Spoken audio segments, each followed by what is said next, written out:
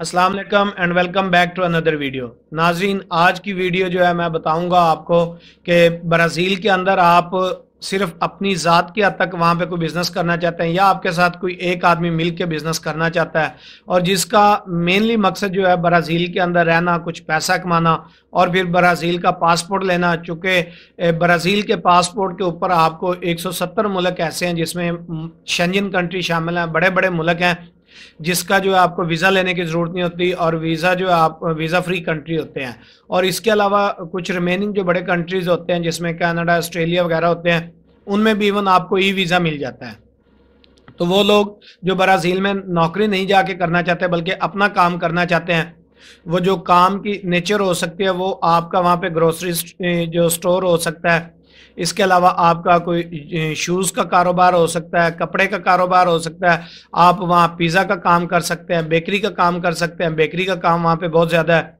इसके साथ अगर आप पढ़े लिखे हैं तो आप वहाँ पे एज अ टीचर भी काम कर सकते हैं। जैसे यहाँ पे ट्यूशन्स वगैरह पढ़ाई जाती हैं, आप वहाँ पे कोई फूड डिलीवरी का काम कर सकते हैं। तो इन सारी चीज़ों के लिए जो आपको जो है ना वहाँ पे एक अपनी छोटी सी एक कंपनी रजिस्टर्ड करनी पड़ती है फॉरेनर को। तो वो किस तरह से आप रजिस्टर्ड कर सकते हैं, उसके लिए क्या चीज़ें ज़रूरी है, ये तमाम डिटेल मैं आपको इस वीडियो के अंदर बताने वाला हूँ। तो अगर आप ये तमाम डिटेल जानना चाहते हैं तो इस वीडियो को एंड तक देखें ताकि आप ये तमाम इन्फॉर्मेशन जा सकते हैं। और अगर आप हमारे चैनल पर नए हैं तो हमारे चैनल को सब्सक्राइब कर लें, चूँकि इस चैनल के ऊपर आपको लेटेस्ट जॉब, वीज़ा, इमिग्रेशन और स्टडी अब्रॉड की इन्फॉर्मेशन मिलती रहेगी। नाजरीन, ऐसे पाकिस्तानी और इंडियन जो किसी दूसरे मुल्क में जाके पैसा कमाना चाहते हैं और इसके साथ साथ नेशनलिटी वहाँ की हासिल करना चाहते हैं तो ब्राज़ील उनमें से एक है, बेहतरीन मुल्क है और बहुत कम टाइम के अंदर आप यहाँ पे नेशनलिटी हासिल कर लेते हैं। तो यहाँ पे आपने सबसे पहले टूरिस्ट वीज़ा या बिजनेस वीज़ा के ऊपर आपने यहाँ पे पहुँचना होता है। जब आप वहाँ पे पहुँच जाते हैं तो आपने वहाँ पे एक MEI जो है वो बनवाना होता है, जिसे हम CPF नंबर भी बोलते हैं। ये दोनों ही जो है MEI और CPF नंबर, ये होता है आपका इंडिविजुअल टैक्स ID। जैसा कि आपके अपने होम कंट्री में आप अपने टैक्स रिटर्न जमा करवाते हैं, आपका जो है टैक्स रजिस्ट्रेशन जो है वो आपकी हो जाती है। इसी तरह ये ब्राज़ील के अंदर जो है आप ये MEI बनवाते हैं जिसे माइक्रो एंटरप्रेन्योर इंडिविजुअल कहा जाता है और CPF नंबर भी इसे कहा जाता है। ये आपने बनवाना है। इसके बाद आप वहाँ पे एज अ ट्यूशन ट्यूटर के तौर पे काम कर सकते हैं।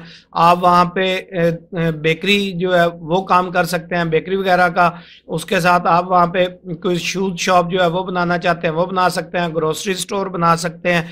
ये आपका इंडिविजुअल है, मतलब ये सिर्फ सोल प्रोप्राइटरशिप है। ये बड़ी कंपनी नहीं है, जैसे प्राइवेट लिमिटेड कंपनी होती है वैसा नहीं है। प्राइवेट कंपनी जो आपने बनानी होती है उसमें CPF के साथ आपने CNPJ नंबर जो है वो भी साथ बनवाना होता है, वो आपका बिजनेस टैक्स ID होता है।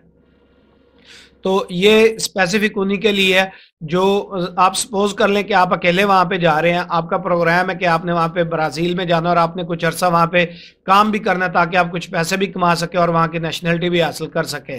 तो आप बिजनेस पैटर्न के ऊपर जाना चाह रहे हैं, आप कुछ पैसे लेके जा रहे हैं कि आप सपोज कर लें कुछ $3-4,000 $5,000 आप लेके जा रहे हैं, तो उस सेंस में आप जाके वो छोटा सा काम कर सकते हैं। आपको ये मैंने कुछ कारोबार बता दिए, इसी तरह के मज़ीद भी कारोबार हो सकते हैं। मतलब आप वहाँ पे ज्वेलरी का काम कर सकते हैं, ठीक है, ये जो आर्टिफिशियल ज्वेलरी होती है।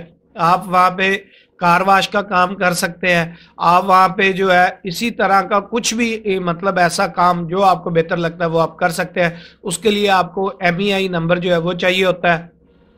अब MEI नंबर जो होता है ये दो तरह से होता है। जब ये आप कंपनी फॉर्मेशन कर रहे होते हैं तो वो दो तरह से अपना बिजनेस जो है वो रजिस्टर्ड करते हैं। एक होता है आपका जो है जो प्रोडक्ट वगैरह आप दे रहे होते हैं और दूसरा होता है सर्विस बेस।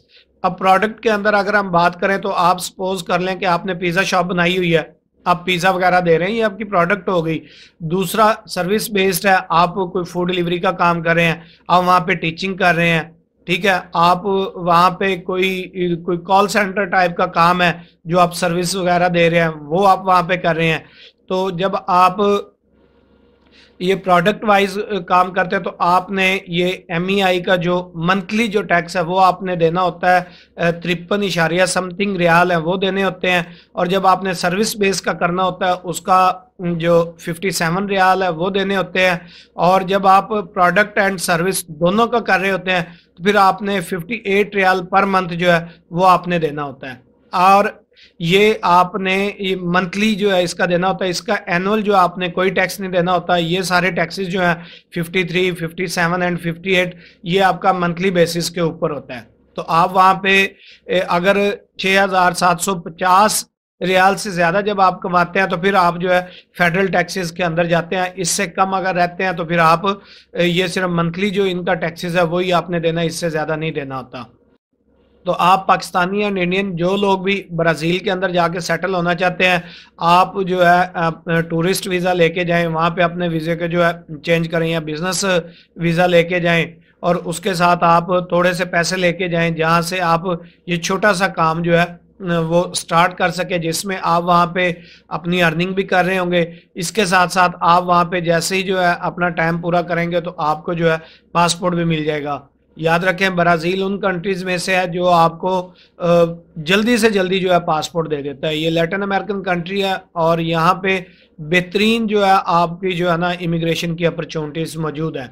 इसके मुख्तलिफ तरीके हैं, लेकिन यहाँ पे स्पेसिफिक मैं आपको बता रहा हूँ जो आपका बिजनेस कैटेगरी के अंदर अगर आप यहाँ पे ब्राज़ील की नेशनलिटी हासिल करना चाहते हैं, रेजिडेंसी हासिल करना चाहते हैं, तो ये सारा प्रोसेस जो है वो उसके लिए है। तो अब आपने ये CPF नंबर या MEI नंबर जो है कैसे बनाना है, इसकी जो वेबसाइट का लिंक है वो मैं आपको इसी वीडियो के डिस्क्रिप्शन में दे दूंगा।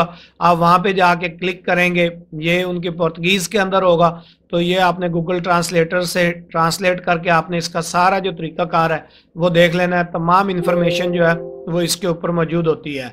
तो कोई भी आदमी जो है वो आपको कोई ये सर्विस देता है तो उसने भी ये सारा ऑनलाइन बैठ के ही करना होता है, उसने किसी ऑफिस को विजिट नहीं करना होता। तो आप इसको भी जो है बिल्कुल उसी तरह से कर सकते हैं। ये बिल्कुल ऐसी है जैसे आप कोई अपनी पासपोर्ट की एप्लीकेशन जो है वो आप फिल करें, या इवन आप ऐसा समझ लें जैसे आप कोई अपना नया कोई जीमेल अकाउंट बना रहे हैं और उसकी को थोड़ी सी इन्फॉर्मेशन आपने प्रोवाइड करनी होती है। सेम एज इट इज़ आपने यहाँ पे कुछ इन्फॉर्मेशन प्रोवाइड करनी है और उसके बाद जो है आप ये अपना CPF नंबर MEI नंबर जो है वो हासिल कर सकते हैं। तो मुझे उम्मीद है इस वीडियो ने आपको काफ़ी हेल्प किया होगा। अगर आपको ये वीडियो अच्छी लगी तो इस वीडियो को लाइक कीजिए, हमारे चैनल को सब्सक्राइब कीजिए। तो मिलते हैं किसी नेक्स्ट वीडियो में। अल्लाह हाफिज़।